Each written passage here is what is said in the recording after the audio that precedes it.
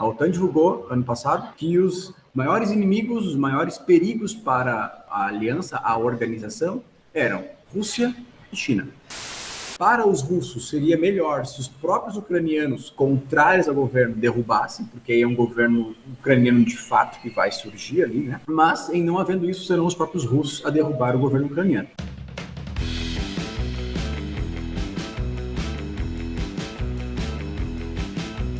Boa tarde, boa noite, bom dia aos espectadores e às espectadoras aí do nosso querido podcast, Historycast. Hoje nós temos uma presença muito especial, um cara que eu tenho a honra de ser colega numa das escolas em que eu trabalho, professor e historiador Bruno Segato, que já esteve aqui no Historycast, inclusive, já fez um belíssimo episódio sobre a história do café, na época dos nossos monólogos. E hoje ele vem para bater um papo com a gente, né, sobre uma questão que vem assolando o mundo e fazendo muita gente se preocupar com o fim dele, inclusive. Né? Eu vejo muita gente falando em fim de mundo, Terceira Guerra Mundial, que é a questão da Rússia, da Ucrânia, da OTAN e todas as coisas que envolvem esses dois países e os desdobramentos dessa invasão que ocorreu agora. Estamos gravando hoje, no dia 25 de fevereiro, então a invasão acaba de acontecer, né, ou de iniciar, não sabemos quais são os próximos capítulos.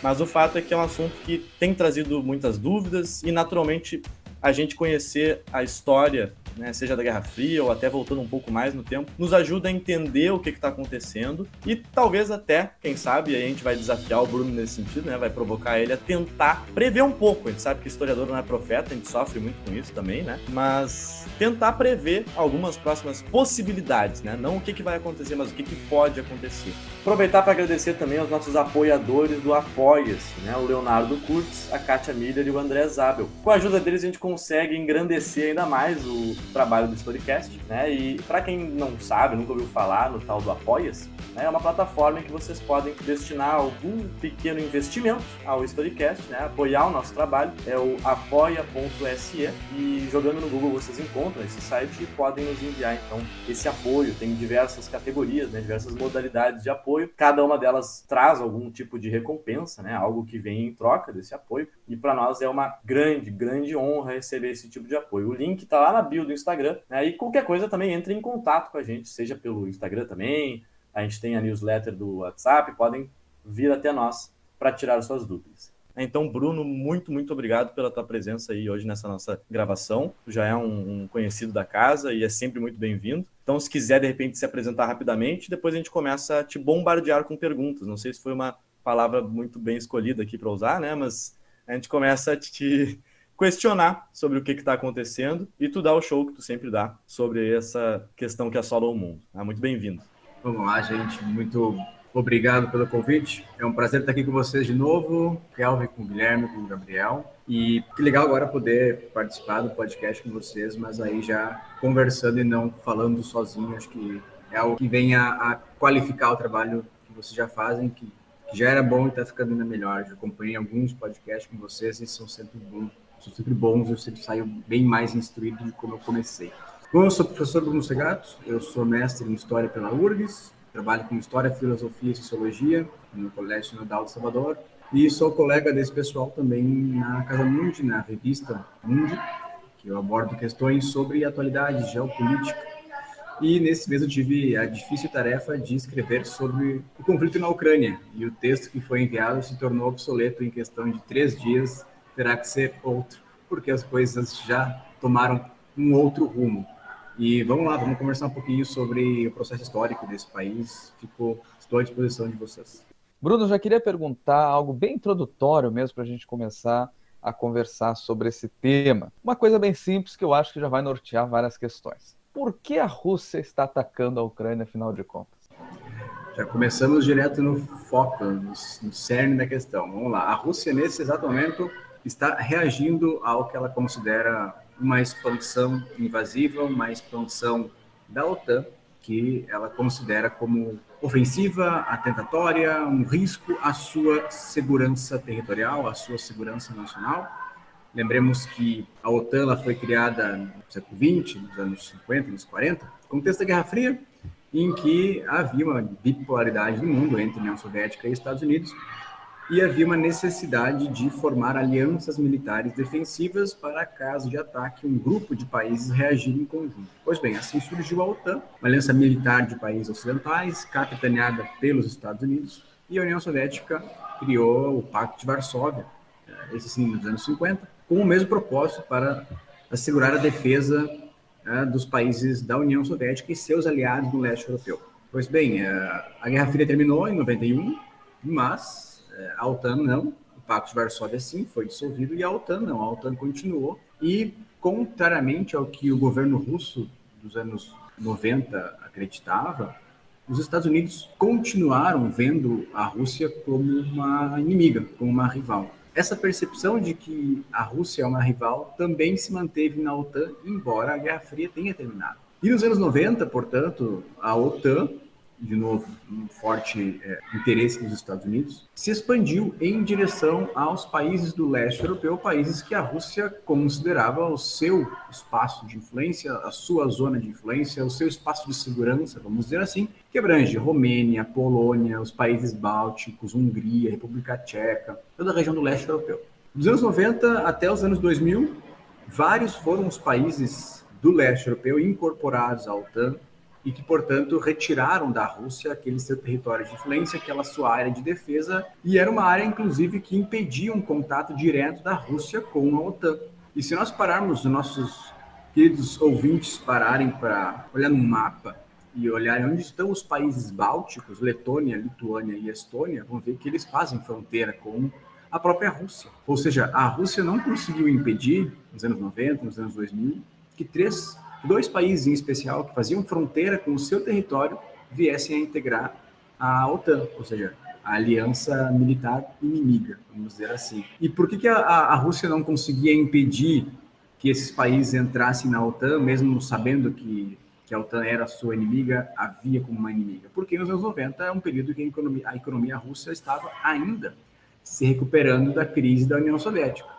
Imaginem vocês que a economia russa teve que passar por um processo de reconversão de uma economia planificada para uma economia de livre mercado. E aí nós vamos ter um desemprego massivo, queda de índices de produção.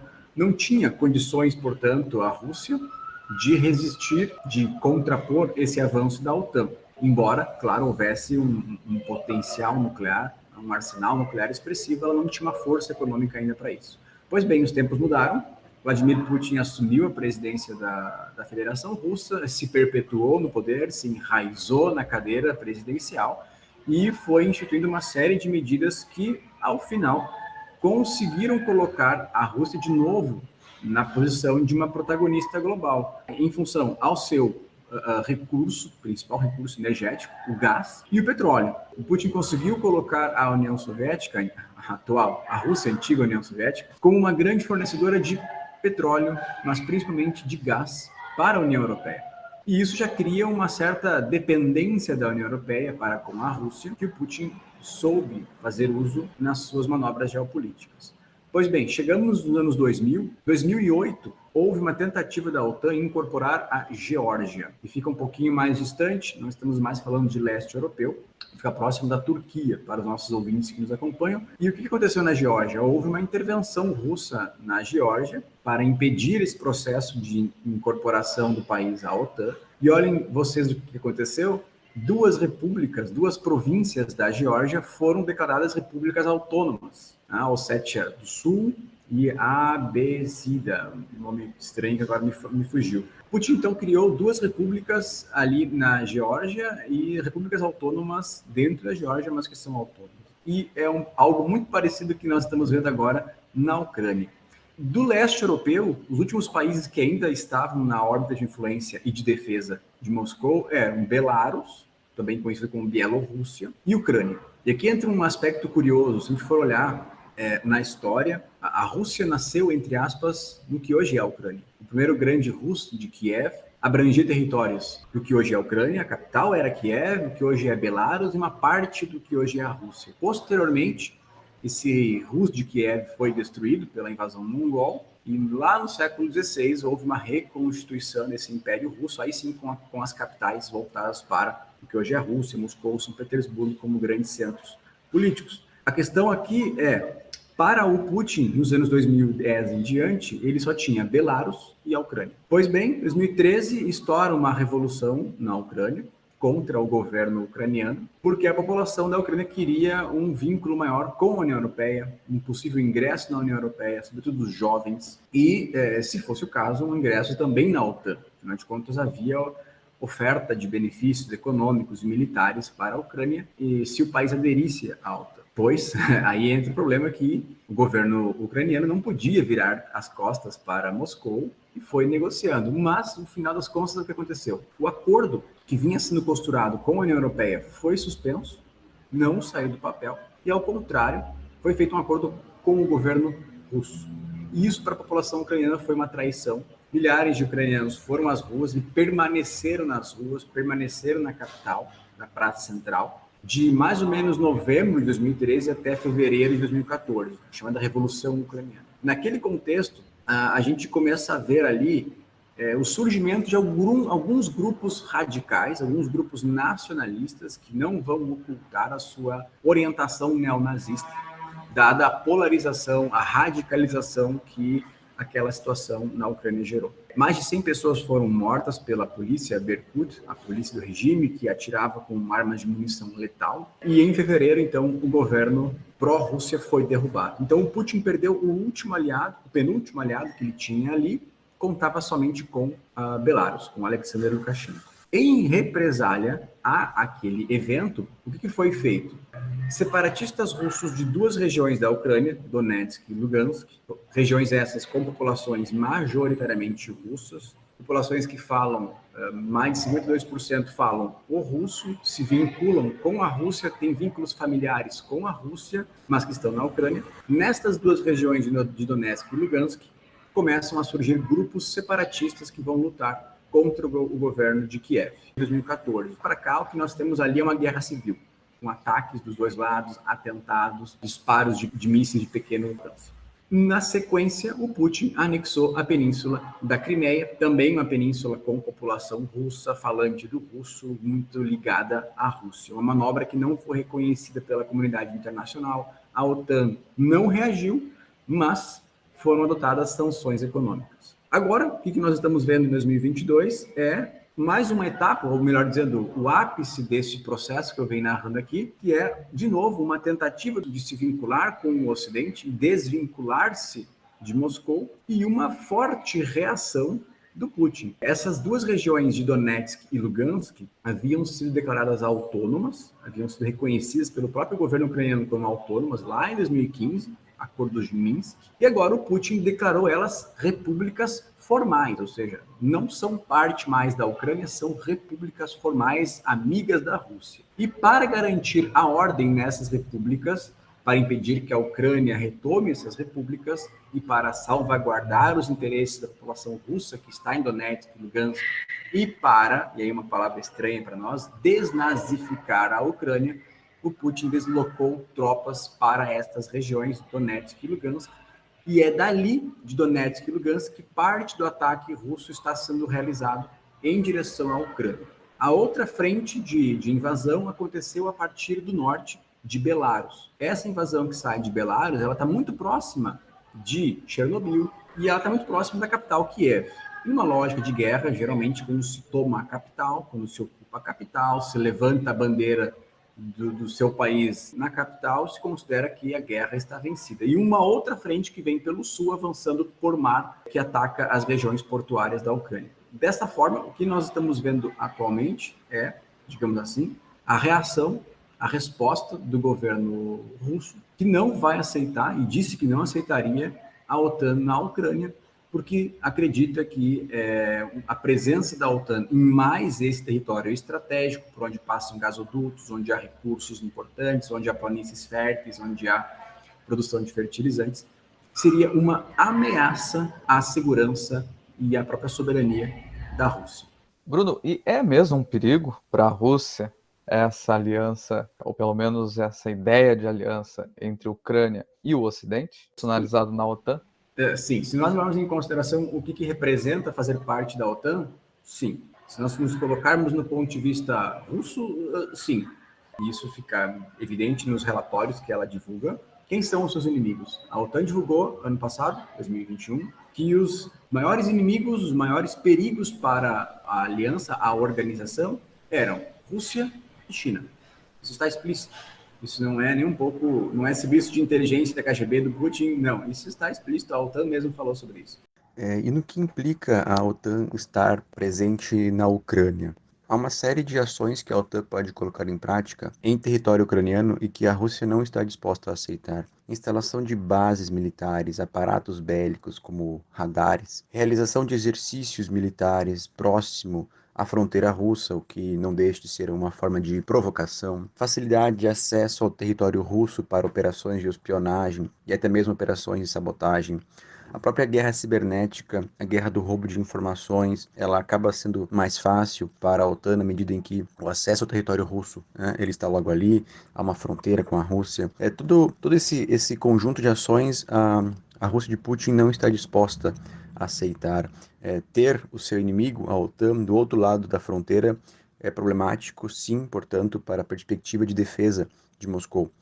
A OTAN já faz parte dessas ações nos países bálticos e o Putin está disposto a pagar o preço necessário, a fazer o que for necessário para impedir que isso seja feito agora também na Ucrânia. Só para contextualizar os nossos ouvintes, e já passo para os nossos camaradas darem continuidade, o Bruno concedeu com grande gentileza essa entrevista, mas ele, como professor quer estar na escola, né? E justamente por isso que vocês estão ouvindo aí os sons da educação, né? São sons Ele não justamente... está na Ucrânia, os gritos são de alunos que estão felizes, está tudo certo. Exatamente, são felizes, desesperados por estarem na escola.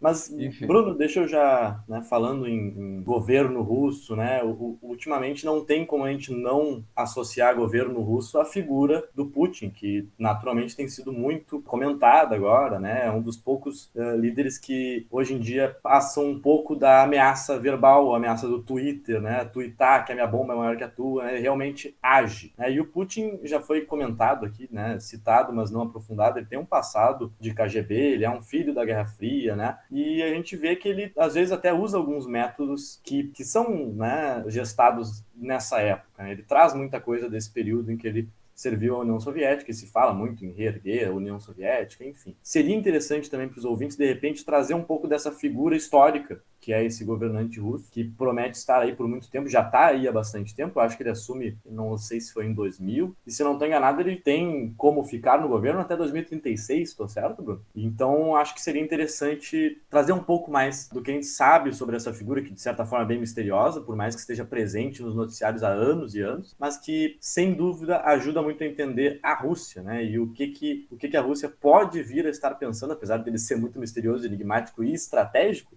Quem é esse Putin que está ministrando toda essa loucura que estamos acompanhando? Só para complementar, já que a gente vai falar sobre a figura do Putin, falar também sobre a questão ideológica que subjaz também, é um substrato, digamos assim, para as ações estratégicas dele, Muito se fala atualmente em czarismo para caracterizar o governo do Putin, toda uma ideia de uma aspiração, um expansionismo, quiçá até um imperialismo pan-russo, considerando as expansões em Geórgia, Crimeia e agora sobre a Ucrânia, Como é que a gente caracteriza isso considerando o histórico do Putin e o que a gente pode esperar daqui para frente a partir disso? Bom, vamos lá, não há dúvidas de que o nome do Putin, o Putin se torna o grande personagem desse episódio. Se a gente lembrar de alguns eventos recentes, é curioso a gente pensar que tudo isso está acontecendo exatamente logo depois que a Angela Merkel se retirou na Alemanha, era a grande negociadora dentro da União Europeia, ela tinha uma capacidade de negociação única que nenhum dos outros líderes da União Europeia conseguiu superar. Nós tivemos o Boris Johnson saindo,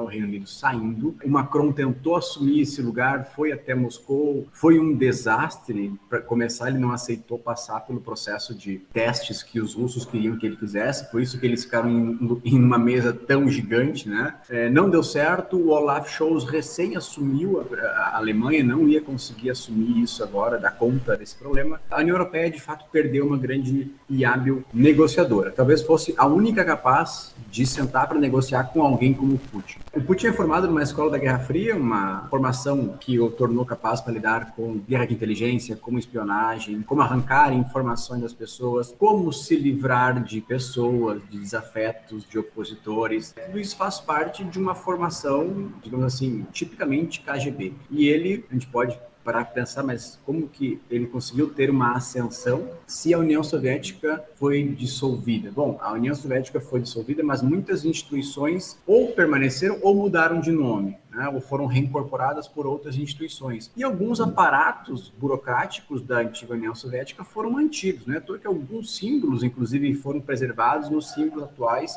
de algumas entidades russas. O melhor exemplo disso não é russo, é a Bielorrússia, porque a polícia secreta, vamos dizer assim, da Bielorrússia ainda tem o nome de KGB. Então eu quero destacar que houve uma certa continuidade nesses serviços de informação, nesses serviços policiais, nessas instituições militares. E o Putin conseguiu ter uma certa ascensão mesmo com a dissolução da União Soviética, de tal forma que ele chegou, né, nos anos 90, já está ocupando assentos no legislativo russo, já tem uma projeção, e nos anos 2000 vai ser o que é hoje. Mas, fora esse aspecto, vamos dizer aqui, talvez o termo não seja correto, esse aspecto maquiavélico de colocar os fins na frente de qualquer coisa, de fazer uso de artimanhas pouco democráticas, ele é um excelente jogador, vamos dizer assim, um sujeito muito habilidoso, muito estrategista. Esse é o termo, muito estrategista. E ele faz uso de algo que é a imprevisibilidade. Ninguém sabe qual vai ser a próxima cartada dele. Isso já foi visto lá em 2014, 15, com a anexação da Crimeia. Agora, os norte-americanos tentaram tirar esta cartada surpresa, porque semana após semana o Joe Biden em pessoa falava: a Rússia vai invadir, como uma forma de tirar dele essa carta na manga e esta previsibilidade, já dizer para a Ucrânia, enfim, para mostrar, né, que eles já tinham entendido o que queria acontecer antes do Putin se mover.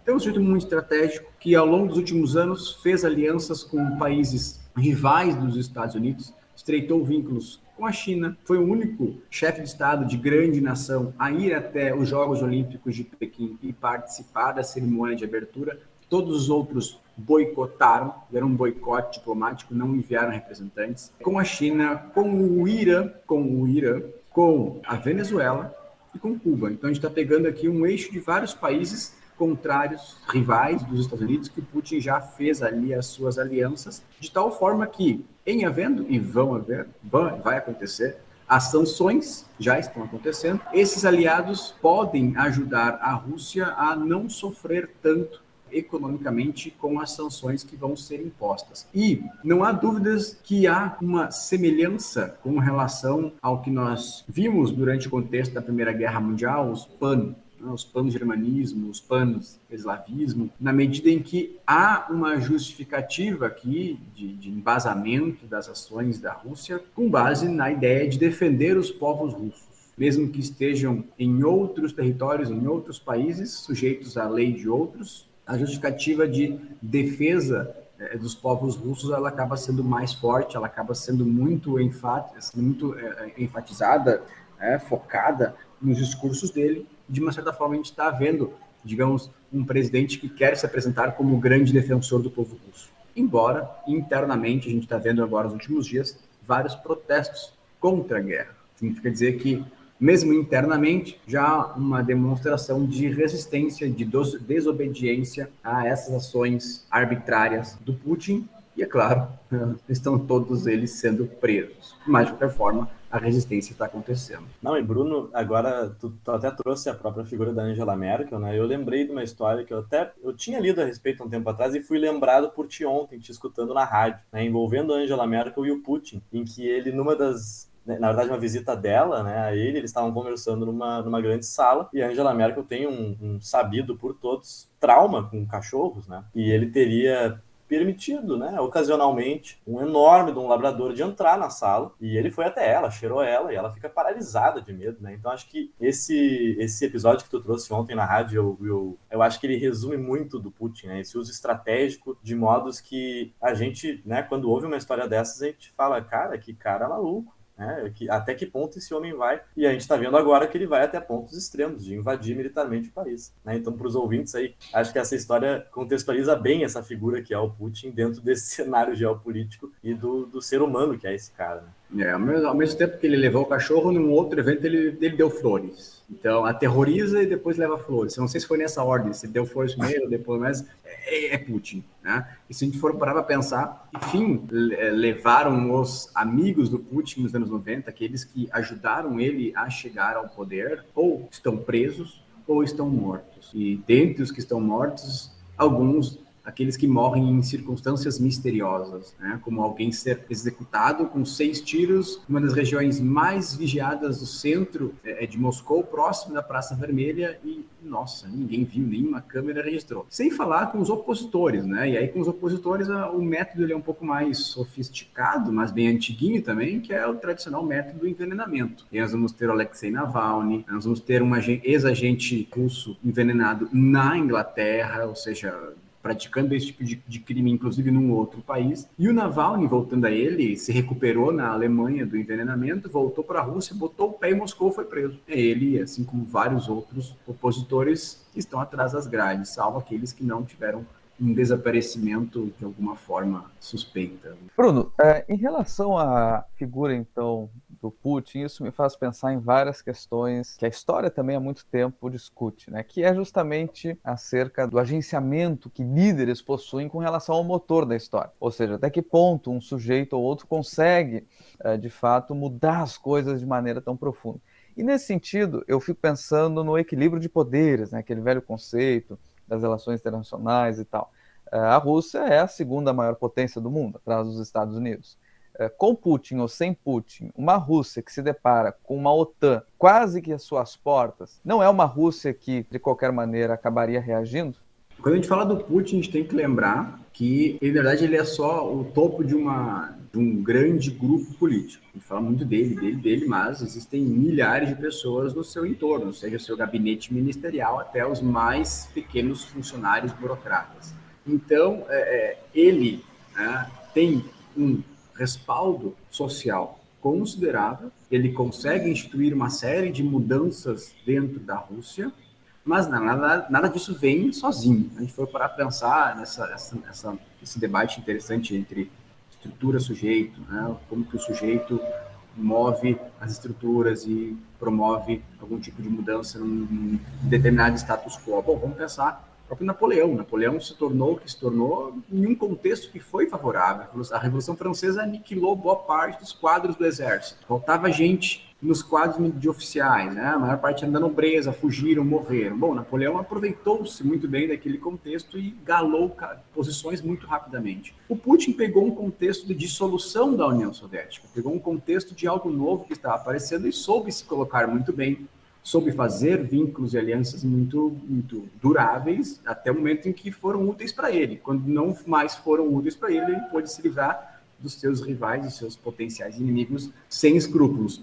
Agora, colocar a Rússia como essa grande potência colocou ele também com um forte respaldo social. O Putin faz muitas coisas que podem ser criticadas no exterior, mas internamente ele tem um apoio considerável. Boa parte da população russa o apoia, o defende. É claro que não estou falando de todas as regiões, algumas regiões a resistência é maior, mas o fato dele ter reconduzido a Rússia à posição de potência econômica, graças ao gás e ao petróleo, o fato dele ter reconduzido a Rússia a uma posição de potência militar, ao fato de a Rússia ter voltado a participar de negociações de caráter internacional, ou seja, ele consegue resgatar uma certa autoestima do russo, que remonta a certos tempos da União Soviética, em uma nova época de capitalismo. Então, ele tem esse respaldo em função dos efeitos de algumas medidas que ele adotou. É claro que isso não é uma unanimidade, é óbvio. E também o Putin, ele é um pouco o reflexo de um contexto de exaltação do nacionalismo na Rússia.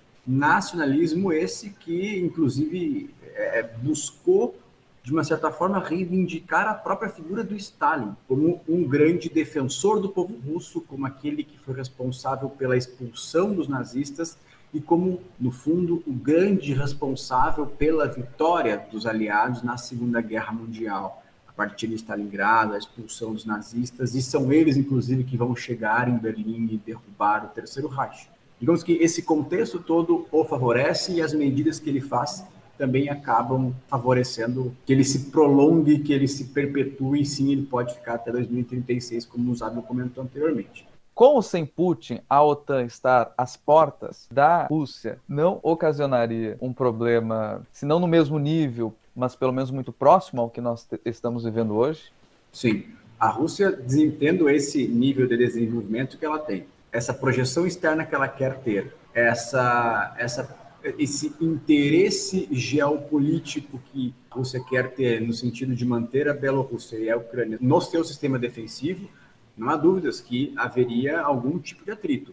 Talvez com uma outra liderança no lugar não teria tido esse desfecho que nós estamos vendo, mas sim, algo muito parecido, provavelmente sim. E vamos lembrar que nós não vivemos um contexto de mera bipolaridade, a gente vive um mundo de multipolaridades, vamos dizer assim, quando a gente está falando de um terceiro ator que é a China. É um terceiro ator que agora fez uma aliança com a Rússia, sim, mas a gente sabe que eles têm inúmeras divergências, eles têm os seus pontos de atrito, mas eles também têm um ponto de contato, eles têm um ponto em comum, que é estar do outro lado da OTAN. São inimigos da OTAN, serem inimigos dos Estados Unidos.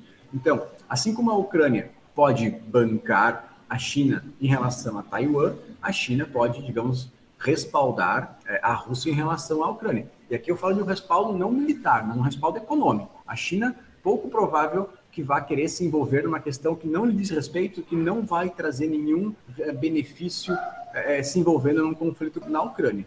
Mas a China tem muito a ganhar se a Rússia sendo sancionada, uma vez que com os mercados se fechando para a Rússia, é a China quem vai abrir os seus. Bom, se eles estão te fechando, vem para cá, eu tenho de sobra, né? Então, sim, a projeção externa ela é algo que vai em algum momento provocar um choque, mas o que a gente está vendo é Putin, a reação foi essa. E com a China, nós temos uma certa nova divisão geopolítica do mundo, em que Estados Unidos tenta manter a sua hegemonia sobre as Américas, a Europa tenta se manter unida olhando para si, para evitar um novo Brexit, para solucionar questões que ali são problemáticas, como é a crise dos refugiados, como são as crises econômicas. E no âmbito da Ásia, a gente vai ter a Rússia querendo manter a sua órbita de influência em países que antes eram a sua antiga União Soviética, na região central da Ásia, e a China, sobretudo, na Oceania e também em partes da Ásia e na África, uma vez que a China tem muitos recursos investidos em ferrovias,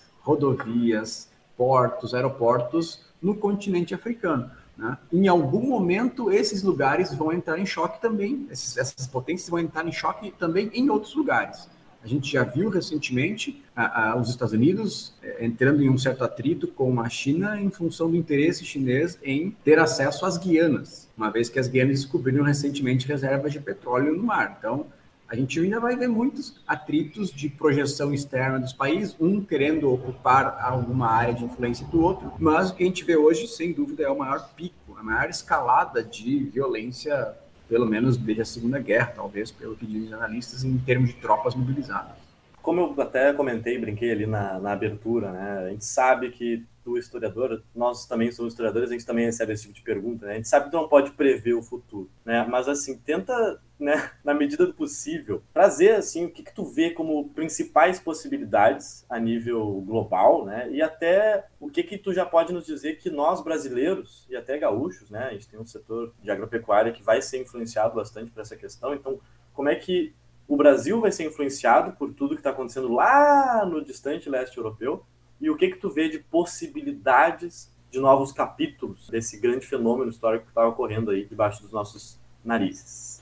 Bom, vamos lá. Eu vou pegar um pouco por continentes, tá? Por subcontinentes. Em termos de América do Sul, a gente tende a ser prejudicado pelo aumento do custo dos fertilizantes, né? Fora o aumento dos combustíveis. Só a Bielorrússia e a Ucrânia estão entre os 3 maiores produtores de potássio, por exemplo. A gente importa muito potássio, amônia e ureia, que são fertilizantes essenciais para os insumos agrícolas. E Belarus já sofre sanções econômicas desde que o Lukashenko se reelegeu pela 4ª ou 5ª vez, com o apoio do Putin. Já sofremos, de uma certa forma, com um certo aumento dos preços dos fertilizantes, e a tendência é que fique um pouco mais caro, porque a Rússia é uma grande produtora também, e havendo expansão desse conflito, caminhos sendo destruídos, infraestruturas logísticas sendo afetadas ou as entregas do setor primário russo ficando atrasadas, a gente vai ter entregas de fertilizantes aqui, vai ficar mais caro, enfim, os alimentos vão custar mais caro. Mas, por outro lado, a Rússia não vai mais poder vender certas mercadorias para a União Europeia,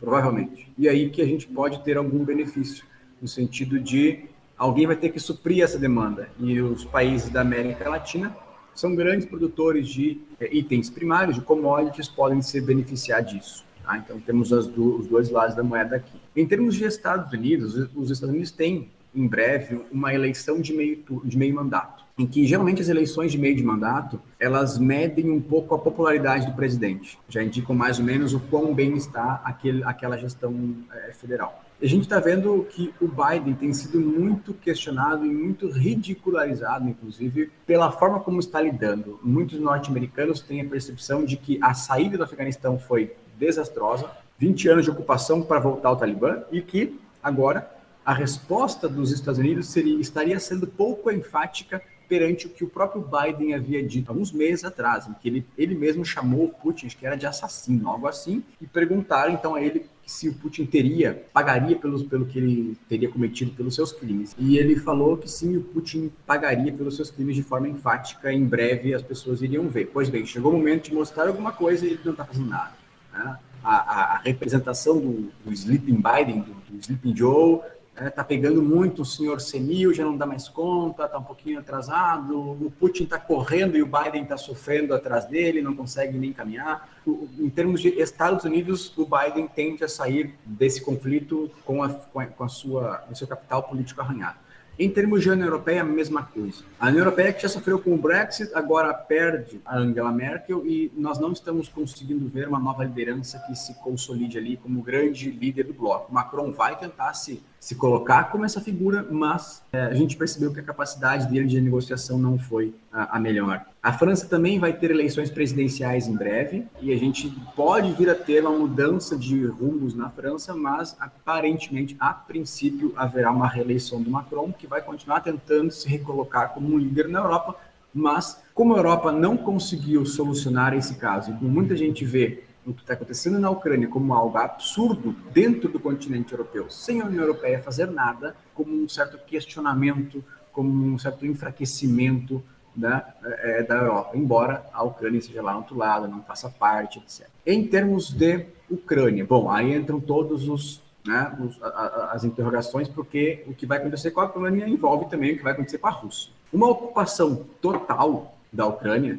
e uma anexação total da Ucrânia não se vislumbra, não parece que não é esse o rumo. O próprio Putin já falou em assinar uma rendição com a Ucrânia, em fazer negociação. Então, o que se projeta, o que se imagina? Que vai haver a ocupação de Kiev, vai haver a ocupação de pelo menos boa parte do país e talvez uma ocupação total. Em havendo uma ocupação total, o governo tende a ser derrubado, o governo vai ser derrubado.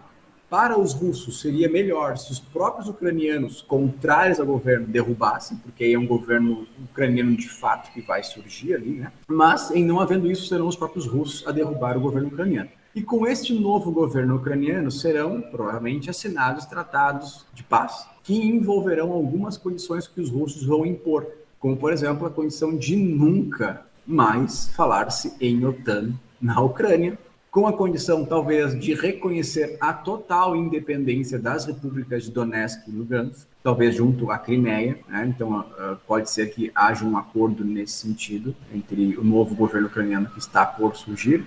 Acredito que essa seja a intenção do Putin. E, a nível de mundo, após esse conflito, não há dúvidas, eu pelo menos acredito muito que vai haver um forte sentimento anti-russo, pelo menos anti-Putin. Eu tenho uma idade suficiente para lembrar da invasão dos Estados Unidos ao Iraque, acho que foi em 2001, não, Afeganistão, 2001.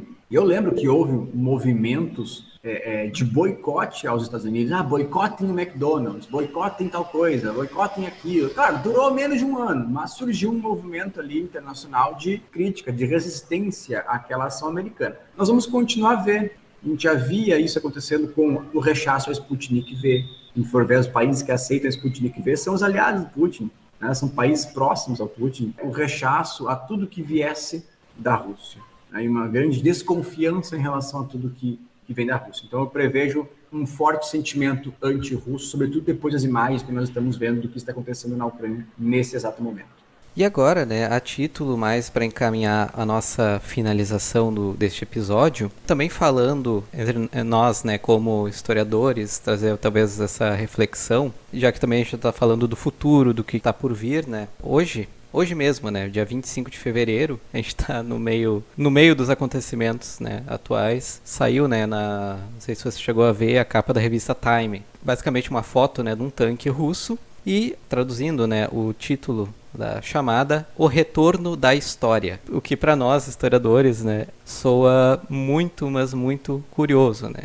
Quem formulou provavelmente pensou que era uma sacada genial, mas a gente sabe que a história não é só guerra, que a história não é só os movimentos dos grandes homens traçando linhas no mapa, né? Dito isso, a ideia, né, por trás dessa manchete é talvez a ideia de um novo paradigma mundial, um novo balanço de forças, talvez um declínio dos Estados Unidos enquanto um ator, daí também muitas questões precipitadas, né?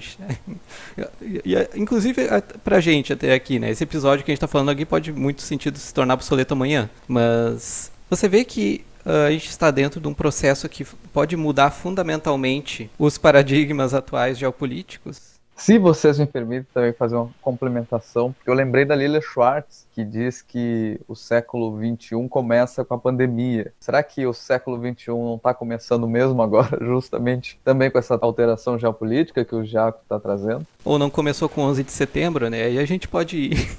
A gente está sempre em busca de um marco histórico que vai terminar tudo que a gente viveu até agora. Se a gente for para pensar, as duas coisas aconteceram ao mesmo tempo. A pandemia não acabou ainda. A guerra está acontecendo durante a pandemia. E eu tinha uma curiosidade, era ver se os soldados iam usar máscaras durante a invasão. Então, né, o fim da história, curioso, né? Olha tudo que a gente já viu e testemunhou nas últimas décadas, desde a queda do muro, tanto de eventos traumáticos como o próprio 11 de setembro, mas tanta coisa que aconteceu, a crise de 2008, grandes eventos esportivos que tornaram-se emblemáticos, as novas formas de conflito que a gente tem visto, a crise dos refugiados. Para mim, a grande chaga da última década foi a crise dos refugiados, a quantidade de pessoas que tiveram que deixar suas casas e buscar um outro lugar, atravessar um oceano, talvez morrer afogado. Bom, para mim, esse seria o grande problema da última década a nível de mundo. Eu não tenho dúvidas, Jaco, que esses novos tempos nos mostram uma certa decadência da hegemonia dos Estados Unidos, uma ascensão da China e, ao mesmo tempo, a ascensão da Rússia desde que o Putin assumiu. E isso nos coloca, de um lado, os Estados Unidos, do outro, que está em certa decadência, mas ainda é uma potência, do outro, uma União Europeia que não sabe para que lado vai, que não sabe se vai continuar em pé.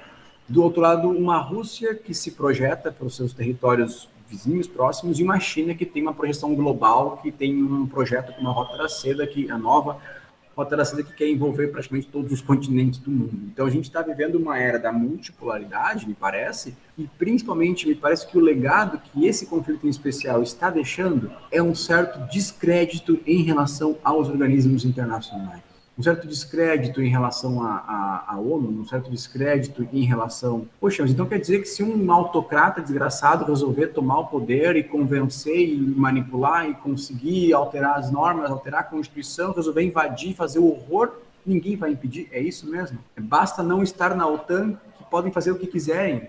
Eu tenho visto um pouco esse tipo de percepção, em especial dos meus alunos. Eles me perguntam, mas professor, olha tudo que está acontecendo, olha esse vídeo aqui, olha isso, vai ficar por isso mesmo? E a gente tem que olhar para um aluno, um adolescente e dizer, olha, meu caro, infelizmente o mundo é de quem tem mais força.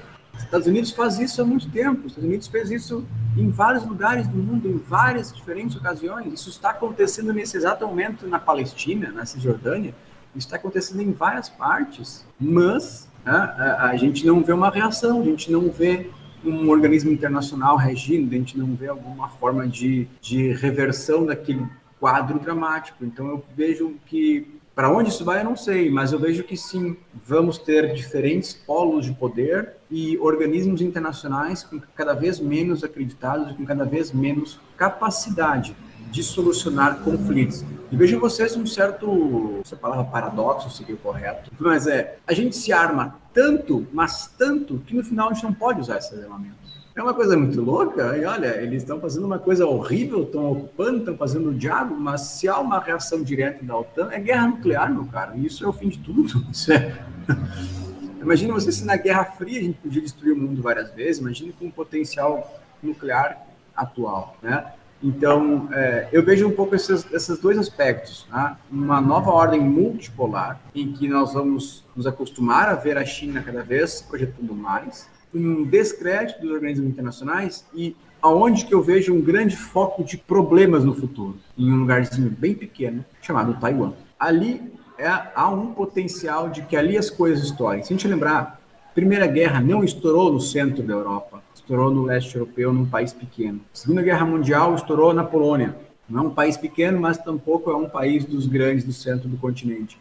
Então, esses grandes conflitos geralmente estouram quando há uma divergência, há um conflito a respeito de um território específico. E muitas vezes é uma besteira, é um acidente, é um disparo acidental, é uma bomba que cai no lugar errado, é um avião que é derrubado. E isso já pode ser suficiente para que um conflito de grandes proporções aconteça. Vou sair, espero que esse conflito termine logo, saio desse conflito ainda mais temeroso em relação ao futuro, porque a gente viu o que aconteceu, a gente vai ver muita coisa ruim ainda. E o que é mais angustiante, a gente está vendo essas coisas acontecer e aparentemente nenhuma resposta vai ser dada. Pobre governo ucraniano que acreditou que o Ocidente iria bancá-lo. O próprio Biden dizia em dezembro, nós vamos apoiá-los. E agora se vê num bunker, encurralado, trancado, sem saber para onde ir, com medo de ser pego e morto pelos invasores russos que estão chegando, já chegaram hoje em Kiev. E isso tudo aos olhos do mundo inteiro, porque todo mundo está vendo. A internet nos mostra as coisas quase no mesmo instante. Isso dá uma certa sensação de impotência, bom, hoje é na Ucrânia, mas o que garante que nós não poderíamos estar nesse lugar daqui a uns anos com alguma outra potência nos invadindo e fazendo horror aqui dentro? Eu trago um pouco aqui algumas angústias que eu ouvi dos meus alunos nessa semana, e que parte delas eu compartilho, eu também acho, e eu gostaria de compartilhar com vocês e com nossos ouvintes. É uma resposta um pouco negativa, um pouco triste, mas são as minhas percepções que esse conflito estão deixando.